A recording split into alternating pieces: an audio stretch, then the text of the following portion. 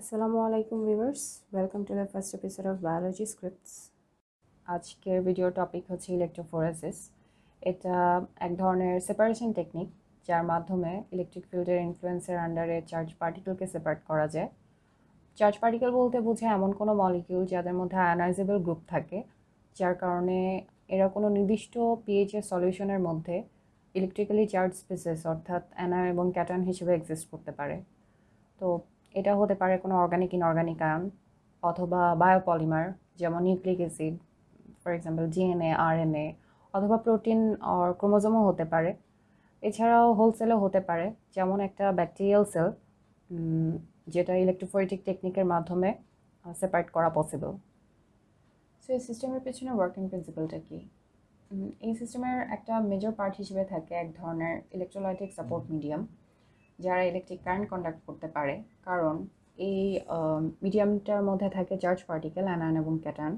So যখন electric current supply করা হয় তখন এই চার্জ পার্টিকেলগুলোর কারণে এখানে মধ্যে মিডিয়ামটার মধ্যেও কারেন্ট ফ্লো হয়। আর এই মিডিয়ামটা কানেক্টেড থাকে দুটো ইলেকট্রোডের সাথে, যেগুলো একটা এক্সটার্নাল সার্কিটের সাথে কানেক্টেড থাকে। আর এখানের মধ্যে একটা ইলেকট্রোড নেগেটিভ চার্জের হয় আর একটা ইলেকট্রোড পজিটিভ চার্জের হয়।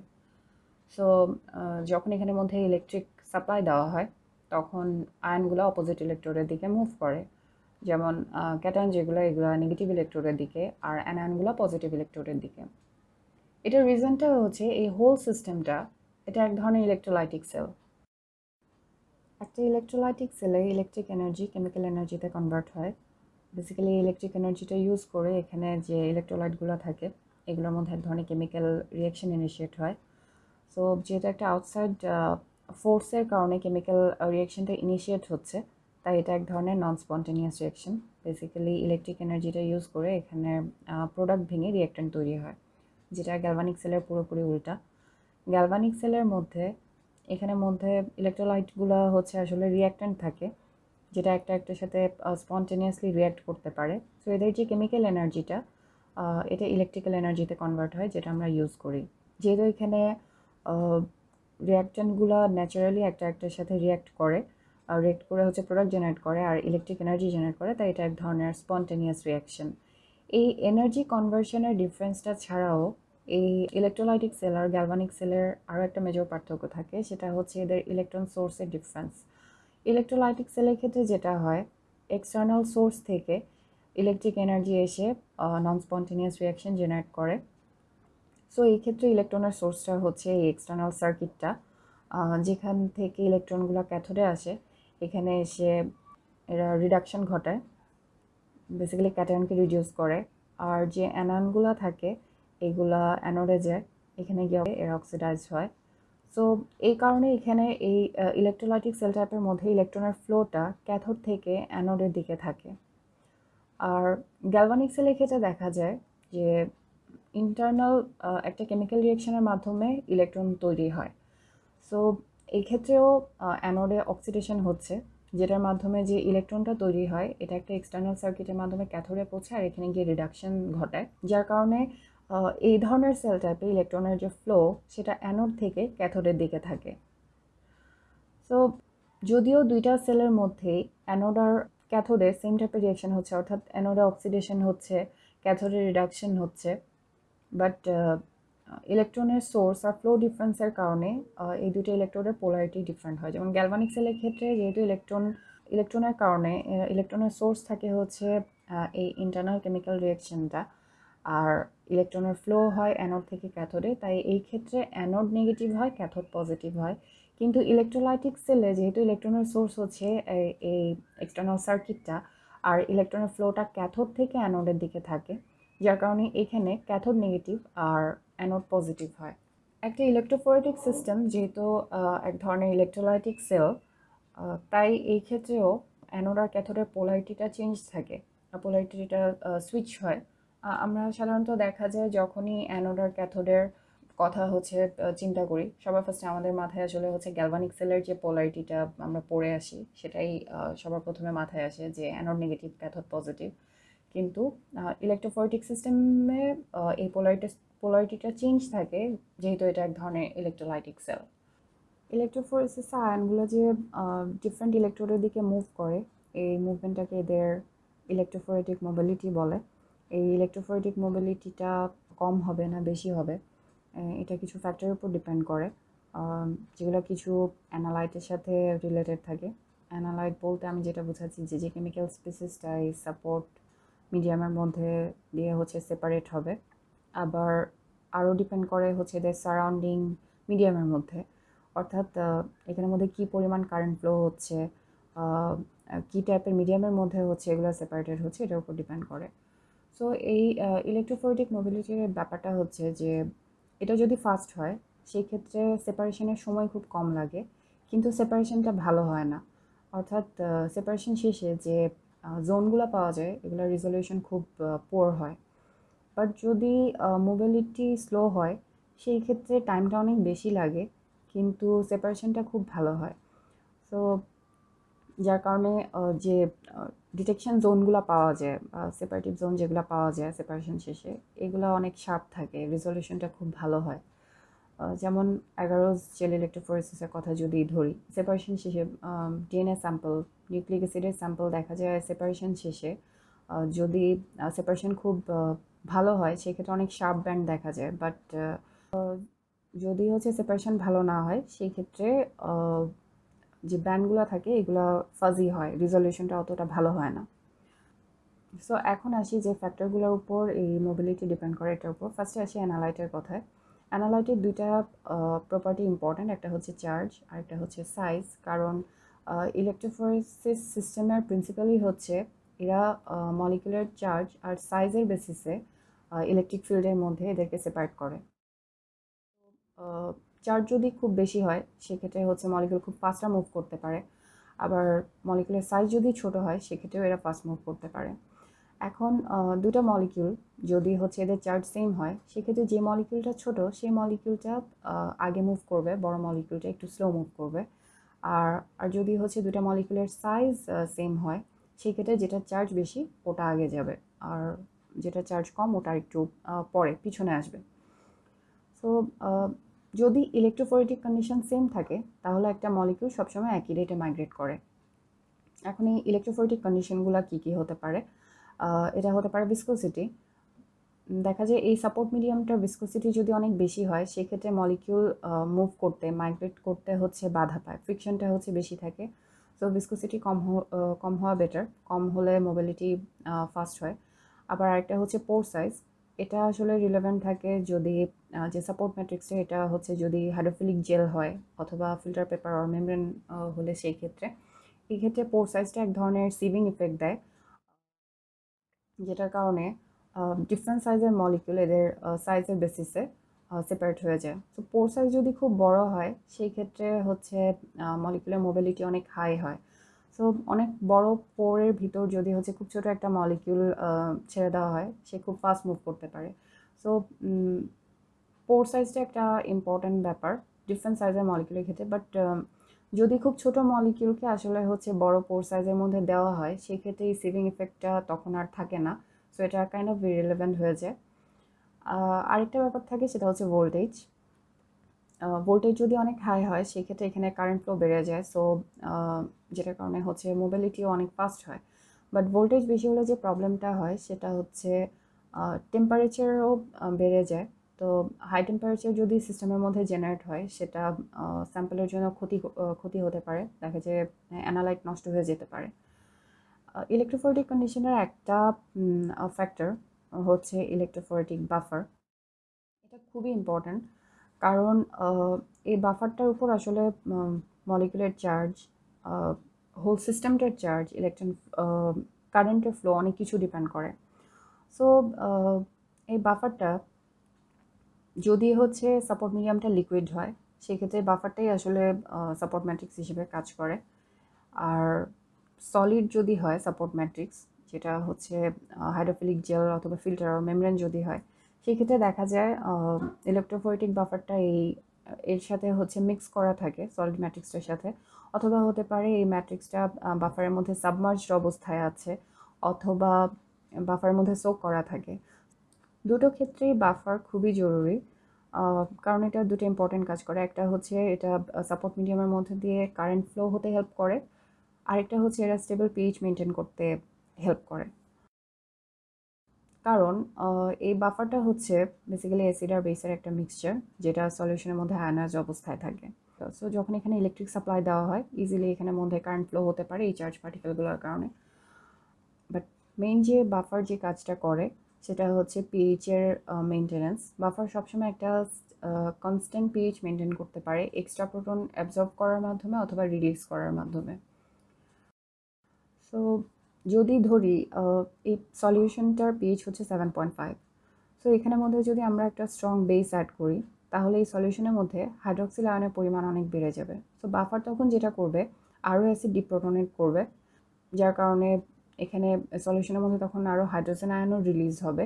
সো এই হাইড্রোজেন আয়নগুলো এক্সট্রা হাইড্রক্সিল আয়নগুলোকে নিউট্রালাইজ করে ফেলতে পারবে। সো পিএইচ যদি খুব বেশি চেঞ্জও হয়, দেখা যায় 7.5 থেকে 7.6-এ আসতে পারে, বাট খুব বেশি চেঞ্জ হয় না। আবার একইভাবে যদি বেসের জায়গায় আমরা অ্যাসিড অ্যাড করি তাহলে সলিউশনের মধ্যে তখন হাইড্রোজেন আয়নের পরিমাণ অনেক বেড়ে যাবে। তো এটাকে ব্যালেন্স করার জন্য বাফার যেটা করবে এই হাইড্রোজেন আয়নগুলোকে অ্যাবজর্ব করে ফেলবে। তো পিএইচের যদি চেঞ্জ হয়ও সেটা হচ্ছে হয়তো 0.1-এর মতো হতে পারে, 7.4, যেটা অরিজিনাল ছিল 7.5, সো এটা 7.4 পর্যন্ত হয়তো আসতে পারে। সো দুটার ক্ষেত্রে বাফার এক্সট্রা প্রোটন রিলিজ করে অথবা এক্সট্রা প্রোটন অ্যাবজর্ব করে দেখা যায় পিএইচ যে তার অরিজিনাল পিএইচটা ছিল 7.5, এটার কাছাকাছি মেনটেন করে। সো এই পিএইচটা ইলেকট্রোফোরেটিক সিস্টেমের জন্য এতটা জরুরি কেন? কারণ পিএইচ একটা মলিকুলার নেট চার্জকে এফেক্ট করে, যেটা আবার মলিকুলার সলিবিলিটিকে এফেক্ট করে। এই চার্জ আর সলিবিলিটি ইলেকট্রোফোরেটিক সিস্টেমের জন্য জরুরি এই জন্য কারণ যে মলিকিউলটা সেপারেট হবে এই সিস্টেমের মধ্যে সেটাকে অবশ্যই ইলেকট্রোফোরেটিক বাফারটার মধ্যে সলিবিলাইজড অবস্থায় থাকতে হয়। আবার ইলেকট্রোফোরেটিক যে সেপারেশন হয় এটা তো চার্জের ভিত্তিতে হয়। সো এই যে চার্জটা মলিকুলার যে চার্জটা এটা পিএইচ এর উপর ডিপেন্ডেন্ট, যেটা আলটিমেটলি মলিকুলার সলিবিলিটিকেও এফেক্ট করে।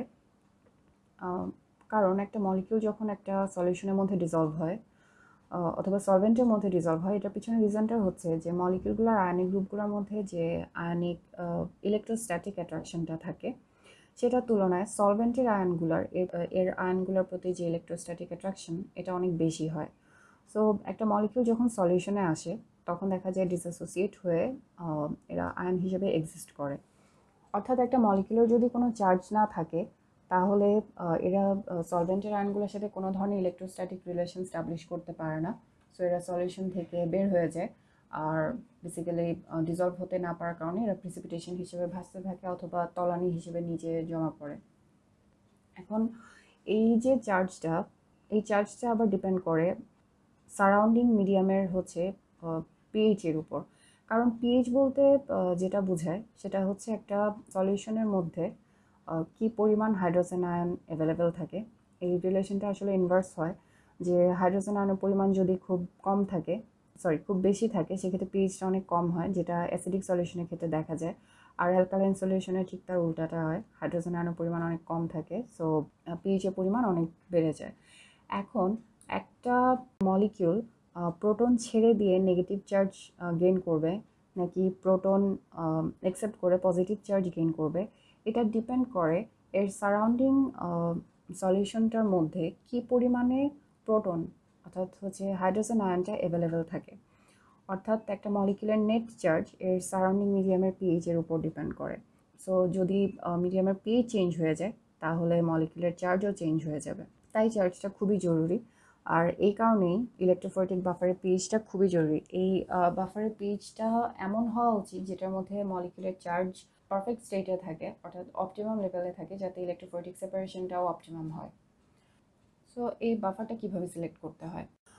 বাফার যে সিলেকশনটা সেটা সিলেকশনের ক্ষেত্রে 3টা ক্রাইটেরিয়া মাথায় রাখতে হয়। First of all buffer choose করতে হয় পিকে এর মাধ্যমে, যেটা আসলে বলে যে একটা কেমিক্যাল স্পেসিসের প্রোটন ডোনেট করার জন্য অথবা অ্যাকসেপ্ট করার জন্য কী ধরনের পিএইচ থাকা উচিত সলিউশনের।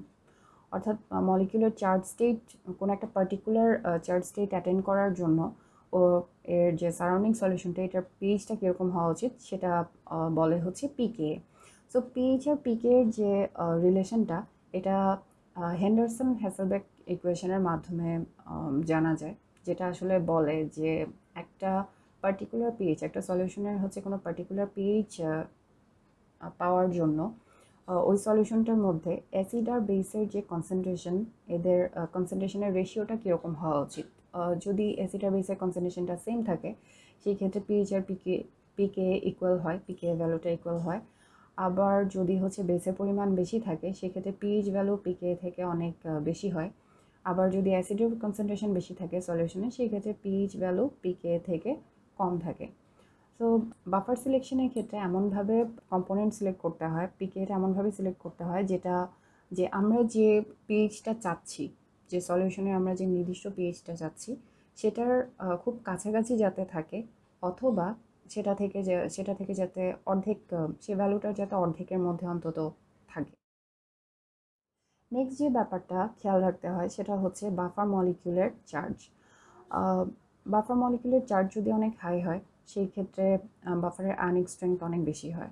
এখন আয়নিক স্ট্রেংথের সাথে ইলেকট্রোফোরেটিক মোবিলিটির যে রিলেশনশিপটা, এটা একটু কমপ্লিকেটেড হয়।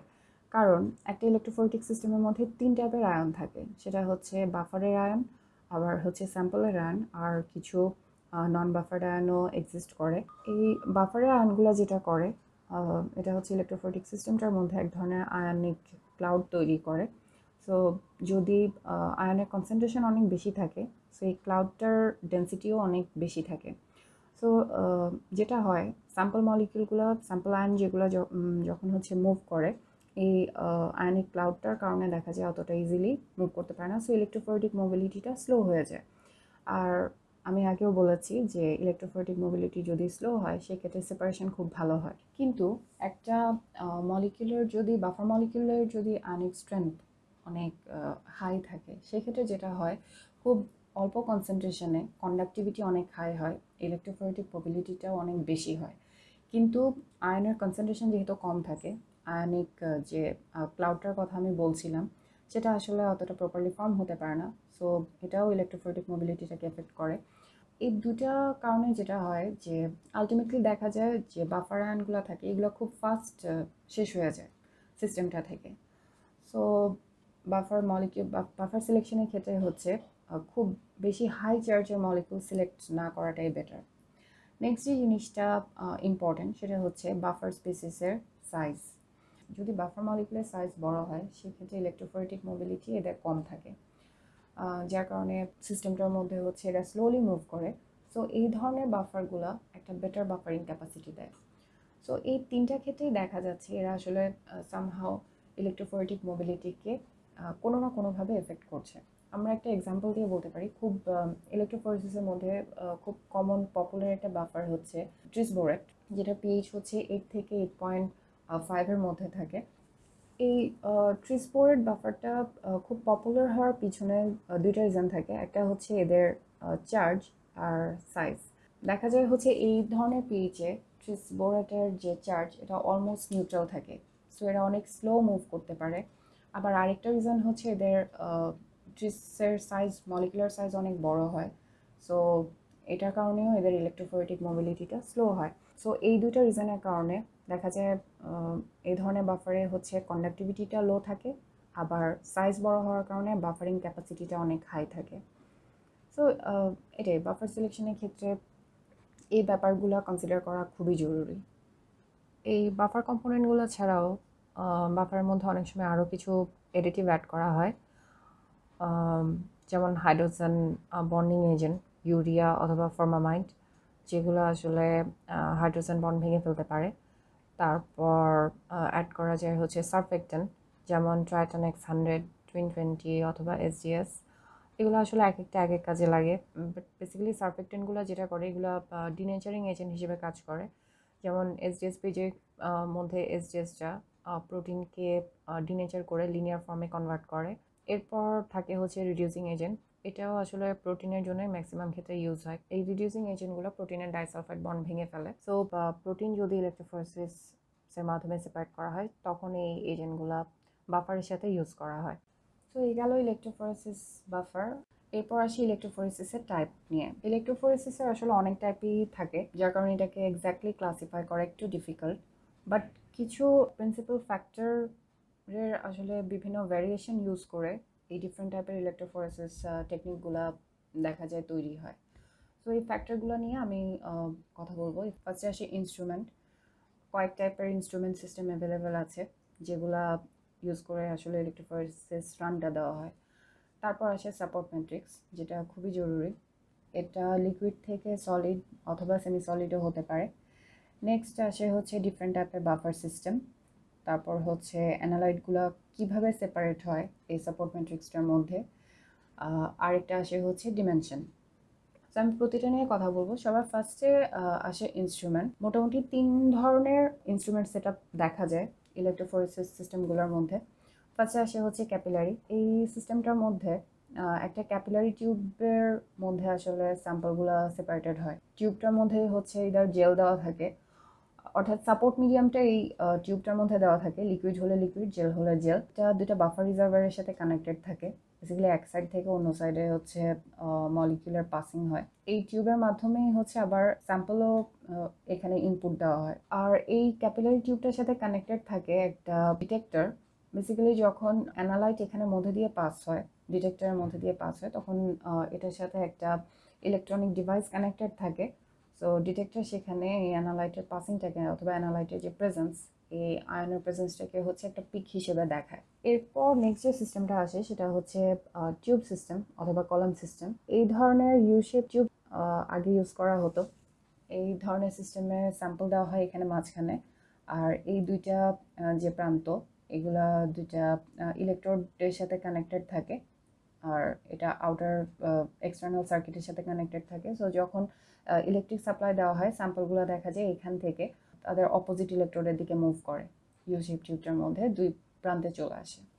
এটা ছাড়া আরেকটা সিস্টেম থাকে, সেটা হচ্ছে একটা সিঙ্গেল টিউব অথবা একটা সিঙ্গেল এরকম কলামের মধ্যে দিয়ে হচ্ছে অ্যানালাইট সেপারেট করা যায়। যে সাপোর্ট ম্যাট্রিক্সটা থাকে সেটা হচ্ছে লিকুইড হোক অর জেল হোক, এটা এই কলাম অথবা টিউবের মধ্যেই দেওয়া থাকে। আরেকটা সিস্টেম, এটা খুবই পপুলার, খুব ওয়াইডলি ইউজ হয়, সেটা হচ্ছে স্ল্যাব জেল অথবা মেমব্রেন সিস্টেম। এটা আসলে এখানের মধ্যে এক ধরনের ইলেকট্রোফোরেটিক ট্যাঙ্কের মধ্যে একটা জেল অথবা হচ্ছে একটা মেমব্রেন প্লেস করা থাকে। এই জেল অথবা মেমব্রেনটাই হচ্ছে সাপোর্ট ম্যাট্রিক্স হিসেবে কাজ করে, যেটা এই ইলেকট্রোফোরেটিক ট্যাঙ্কটার মধ্যে, ইলেকট্রোফোরেটিক বাফারের মধ্যে সাবমার্জ অবস্থায় থাকে অথবা ভাসতে থাকে। যেমন অ্যাগারোস জেল ইলেকট্রোফোরেসিস, যেটা হচ্ছে হরাইজন্টাল জেল ইলেকট্রোফোরেসিস, এটা হয় এভাবে। আবার ভার্টিক্যাল ইলেকট্রোফোরেসিস যেটা যেটা হচ্ছে যেমন এসডিএস পেজ, সেটাও হচ্ছে আসলে এই সিস্টেমের মধ্যেই পড়ে। নেক্সট ইনস্ট্রুমেন্টের পর যেই ফ্যাক্টরটা আসে ক্লাসিফিকেশনের ক্ষেত্রে, সেটা হচ্ছে support matrix. So support matrix হচ্ছে এটা লিকুইডও হতে পারে। সেক্ষেত্রে ইলেকট্রোফোরেটিক বাফারটার মধ্যেই মলিকিউলগুলো সেপারেটেড হয়। যেমন আমি যে টিউব সিস্টেমটা দেখিয়েছি সেখানের মধ্যে হয়তো লিকুইড দেওয়া থাকতে পারে, অথবা ক্যাপিলারি যে সিস্টেমটা, এই ক্যাপিলারি টিউবের মধ্যে এই লিকুইডটা দেওয়া থাকতে পারে। সো এই বাফার মলিকিউলগুলো দেখা যায় অ্যানালাইটগুলোকে মুভ করতে, মাইগ্রেট করতে ফোর্স করে সেই ক্ষেত্রে। আরেকটা খুব পপুলার সিস্টেম যেটা, সেটা হচ্ছে হাইড্রোফিলিক জেল।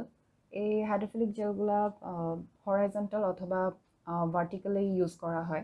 এই জেলগুলোর সাথে হচ্ছে ইলেকট্রোফোরেটিক বাফারগুলোও মিক্স করা থাকে।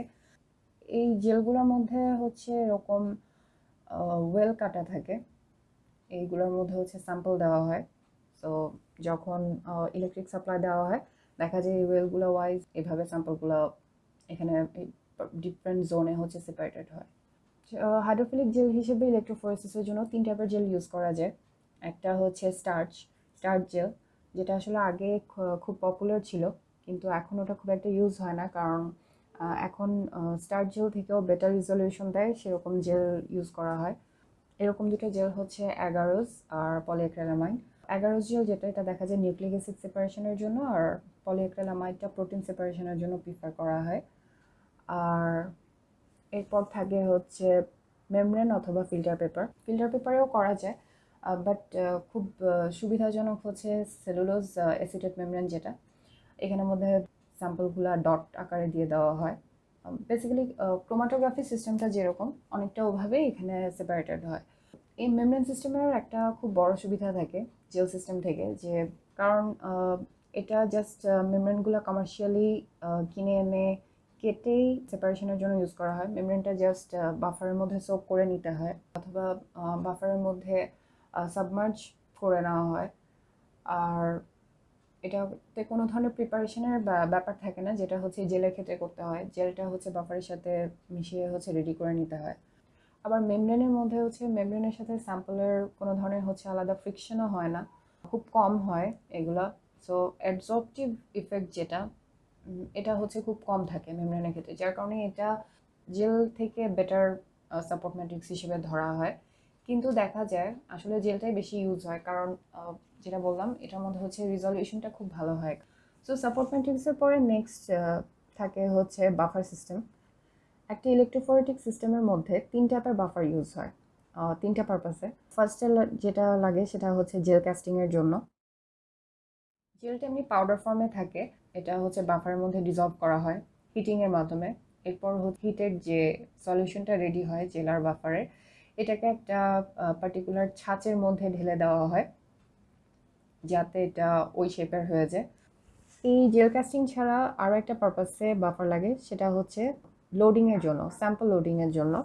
বেসিক্যালি এই বাফারটার মধ্যে হচ্ছে স্যাম্পলটা দেওয়া থাকে। এটা ছাড়াও স্যাম্পলটাকে হোল ইলেকট্রোফোরেটিক সিস্টেমটির সাথে কম্প্যাটেবল করার জন্য আরও অনেক কিছুই এখানে দেওয়া যায়। যেমন অনেক সময় ট্র্যাকিং ডাইট থাকে, যেটা ইলেকট্রোফোরেটিক রানের টাইমে সাপোর্ট ম্যাট্রিক্সটার মধ্যে স্যাম্পলের যে মাইগ্রেশনটা এটা ট্র্যাক করে। তারপর যদি হচ্ছে ওয়েলের মধ্যে দিতে হয় স্যাম্পল, সেক্ষেত্রে যাতে স্যাম্পলটা ওয়েল থেকে উঠে চলে না আসে, সেজন্য এখানে দেখা যায় হচ্ছে স্যাম্পলটাকে ভারী করার জন্য কোনো ইনগ্রেডিয়েন্ট দেওয়া যায়, যেমন গ্লিসারল। তারপর কোনো রিডিউসিং এজেন্ট দেওয়া যেতে পারে, যেমন যদি প্রোটিন স্যাম্পল হয় সেক্ষেত্রে প্রোটিন স্যাম্পলকে ডিনেচার করার জন্য মার্কেপ্টো ইথানল ইউজ করা যেতে পারে। সো এটা গেল স্যাম্পল লোডিং বাফার। নেক্সট আরেকটা কাজে লাগে, সেটা হচ্ছে রানিং বাফার। এই রানিং বাফারটা জরুরি, কারণ ইলেকট্রোফোরেটিক রানটা এটার উপর ডিপেন্ড করে যে কি পরিমাণ কারেন্ট এখানের মধ্যে ফ্লো হবে। সো রানিং বাফারের পিএইচ খুবই জরুরি।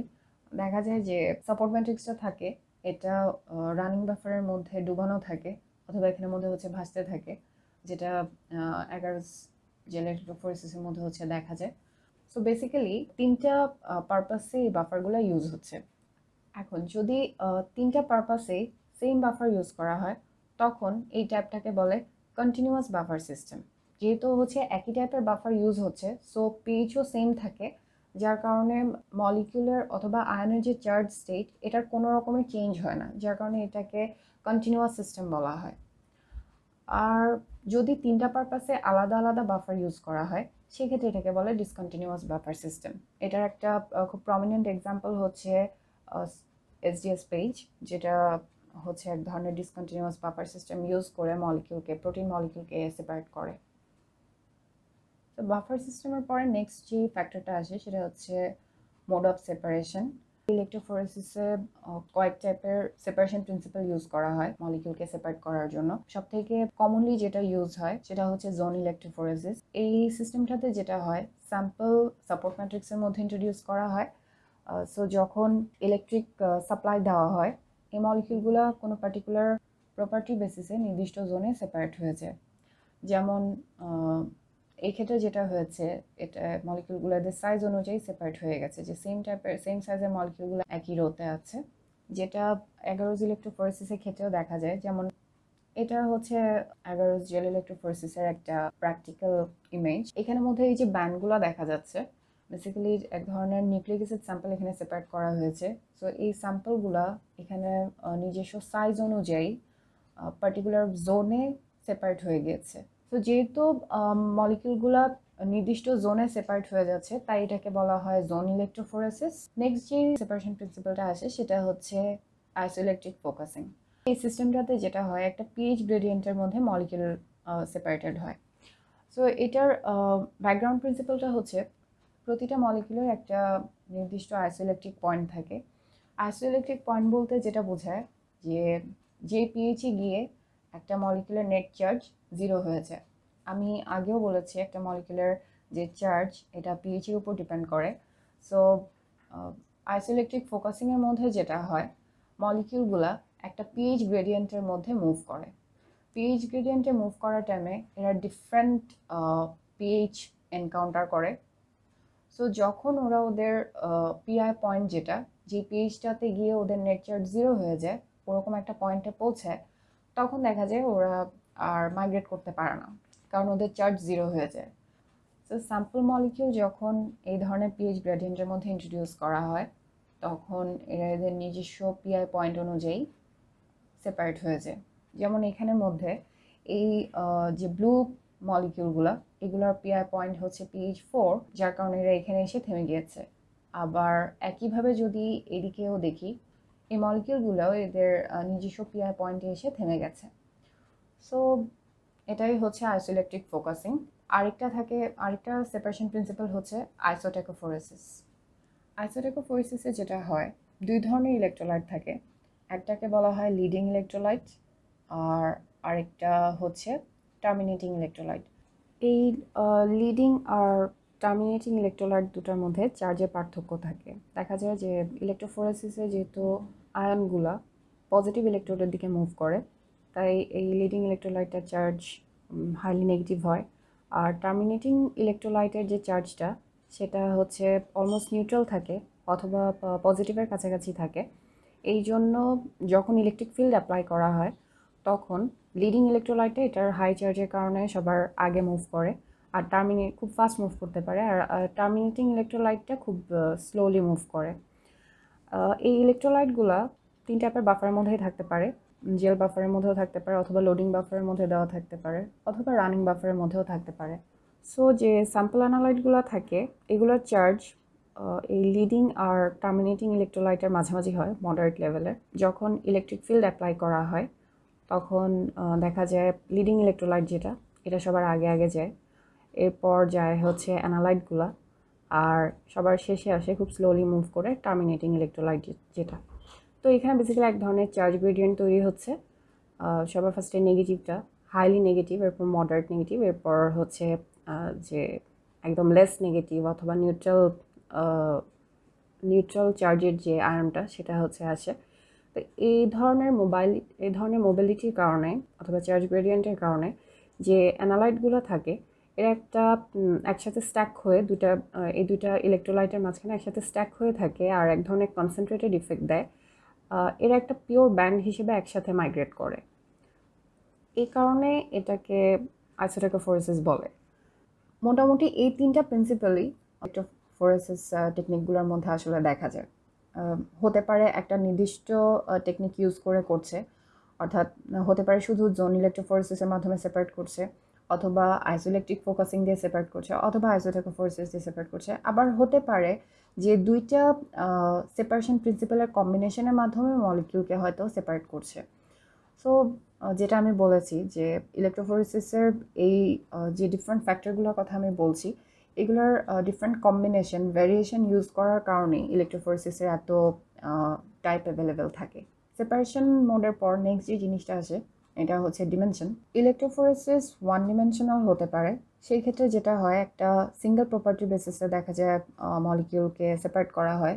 যেমন যদি আমরা অ্যাগারোস জেল ইলেকট্রোফোরেসিসের কথা ধরি, এই ক্ষেত্রে হচ্ছে মলিকুলার ওয়েটের বেসিসে একটা জেল স্ল্যাবের মধ্যে মলিকিউলগুলো সেপারেট হয়। সো এই ক্ষেত্রে হচ্ছে একটা সিঙ্গেল প্রপার্টির বেসিসে মলিকিউলকে এক ধরনের টেকনিকের মাধ্যমে সেপারেট করা হচ্ছে, যার কারণে এটাকে 1 ডিমেনশনাল ইলেকট্রোফোরেসিস বলে। আবার ইলেকট্রোফোরেসিস 2 ডিমেনশনালও হতে পারে।